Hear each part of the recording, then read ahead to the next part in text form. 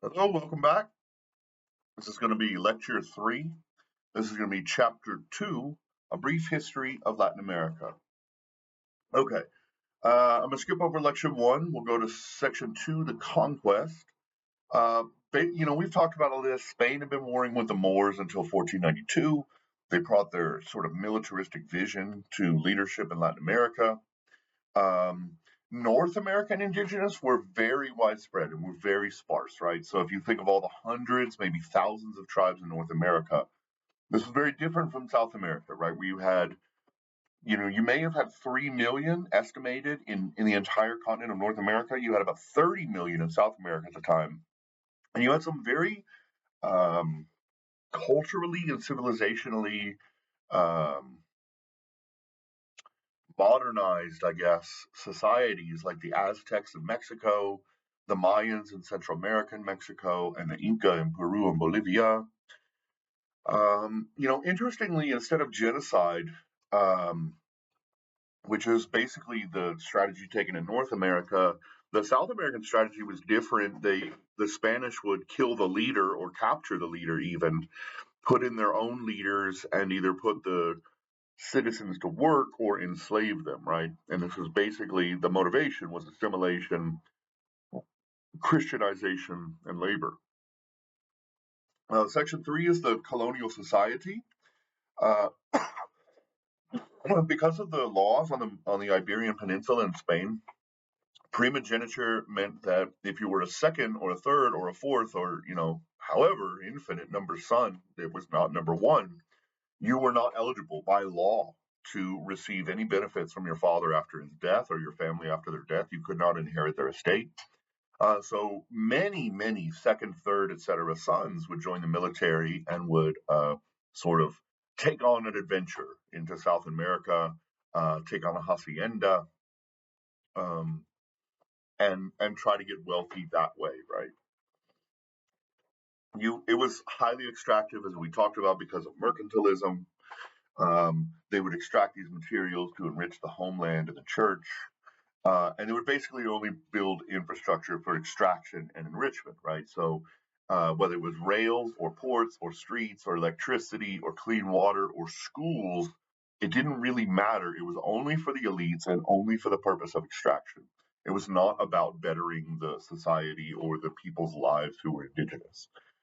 You could also see the same thing in Africa and Asia, and then arguably even today with Child's One Road policy, where it's all about sort of building strategic ports, things of this sort, and extracting materials for future Chinese economics.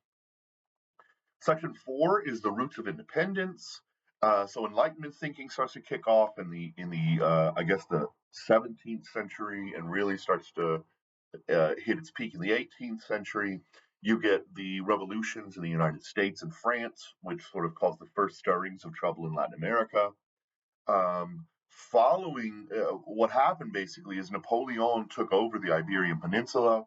However, eventually the Spanish crown, after Napoleon's fall, the Spanish crown takes the peninsula back. But at that point, the colonies start to see a lot more revolution, right? And so early in the 19th century, you get the rise of Simon Bolivar, um, for whom Bolivia is named after. He's basically considered the sort of Latin American George Washington. He fought off the colonialists um, and freed Latin America, basically. And Latin America was freed but from all but any colonial influence by 1826. At that point, however, a lot of the former colonial landholdings broke up, right? And so you get all of this diversity of states that we have today. It used to be like 4 or 5 main regions. Now you have around 20 states or so. Um, I would also say that the revolutions weren't all that revolutionary, right? Simon Bolivar, arguably like George Washington, was an elite. And the revolution was for the elitists. And it was basically a tie of the elitists um, and the elitist capitalists and the elitist agrarian landowners who fought back against the Spanish king. It's not like it was some, indigenous or every man, rising up against his colonial masters. Not really. Uh, they also had, they called it democracy, but it was not democracy, right? You had extremely limited suffrage, much like the United States to begin with. Only about 1%, maybe less, of the population could vote. You had to be wealthy, you had to be landowning, you had to be a male, you had to be white, you had to be able to read, and you had to have built some sort of structure on your land as well. So you couldn't just own land, you have to be like bettering the land, I guess. The church also remained very powerful this time. They had huge land holdings as well. This is where you see the rise of the military powers, right? Because you got to protect yourself against all of these new international states after the breakdown of the regions. Um, but you also have to protect yourself against sort of the indigenous and the poor, right? And most of these were largely dictatorships or anarchic. Even if you could call many of these places dictatorships, much of the hinterland, like the interior of these countries, they didn't even know they were part of a country. They didn't even know they had kings or whatever it was. So, at best you could call it anarchic. I guess you could call it utopian or agrarian or whatever, but many of these places no one had ever seen before, much less brought a military or police service to. Okay, section 6, early economic change. Okay, so some of the agricultural markets start to receive investment. This is based on sort of Adam Smith's liberalism in the 1930s. Excuse me, Adam Smith was far before 1930s, excuse me. I think it was 1830s.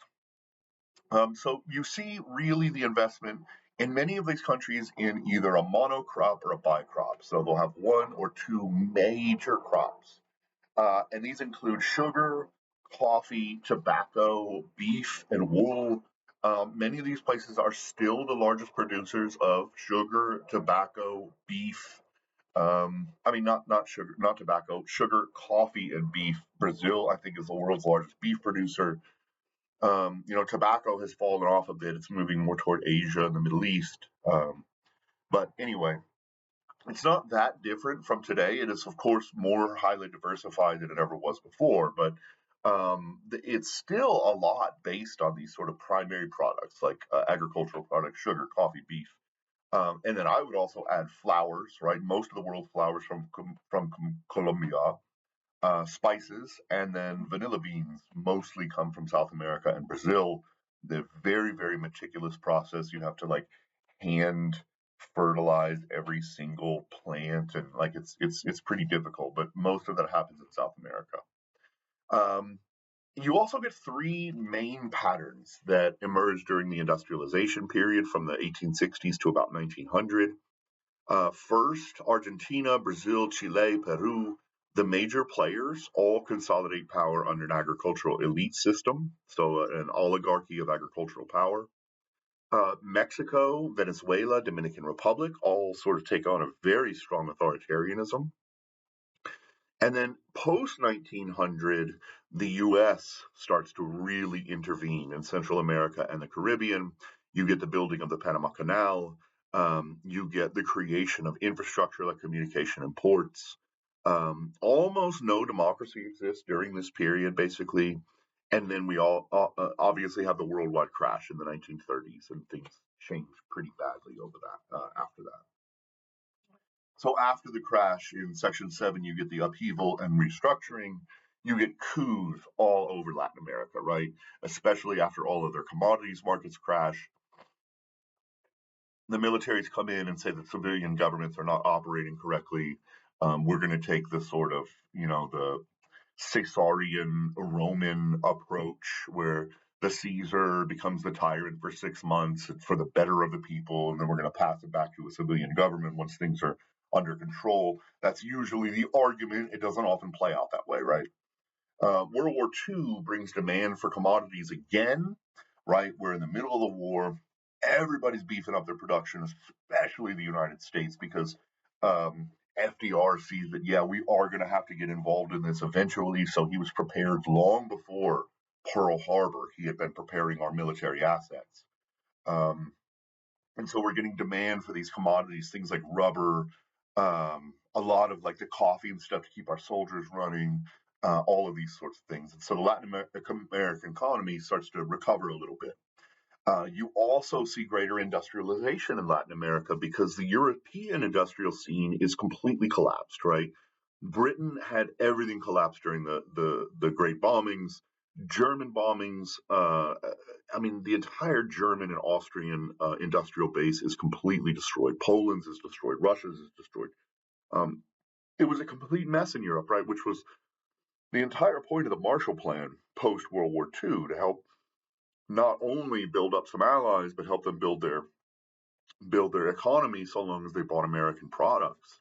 But this also helped Latin America in that they got to catch up a little bit in industrialization. Unfortunately, they picked ISI instead of EOI.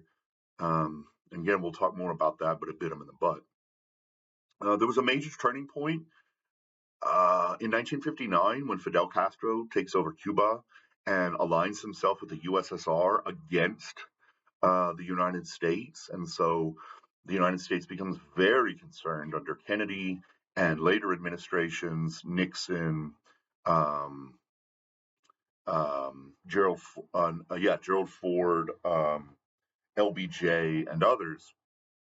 Very, very concerned with South America, and especially Reagan was like rapacious against communism in South America. And you get this massive turn towards authoritarianism, and sometimes, often actually, this was supported by the U.S. military and the CIA against democratically elected governments, which were leftist governments, right? So what would happen is a leftist government would take over through a democratic election. The United States would get pissed off about it. It was generally under Reagan, and they would push back and feed money into rebel groups, like the Contras, right? The Iran Contra affair, where uh, some really shady things happened. Maybe we'll talk about that later. But the CIA and the Reagan administration were funding the Contras against the democratically elected Sandinistas. So yeah, some nasty stuff. Um, why did they turn? One, ISI is not working. Two, left-wing guerrilla movements are growing because of the frustration in society. You've got guerrillas, you've got the workers' movements, you've got peasant movements, you've got indigenous movements, you've got women's movements. The militaries and the wealthy generally take over to prevent redistribution, right? There's a lot of love for sort of Marxism and socialism in South America, especially among the poor. And so when these democracies have left wing governments take over, the military and the wealthy put a stopper to it, right? And they'll just take over the country. And these become known as bureaucratic authoritarian states. All right, that's all we've got for chapter 2. I'll see you for the next one. Thanks so much.